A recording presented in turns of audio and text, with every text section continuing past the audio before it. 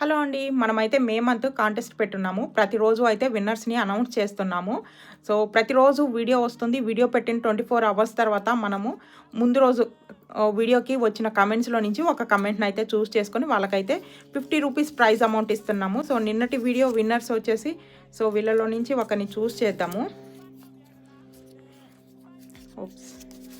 Number 6 winner అండి. 6th like ఇచ్చి comment చేసిన వాళ్ళే విన్నర్ అనమాట.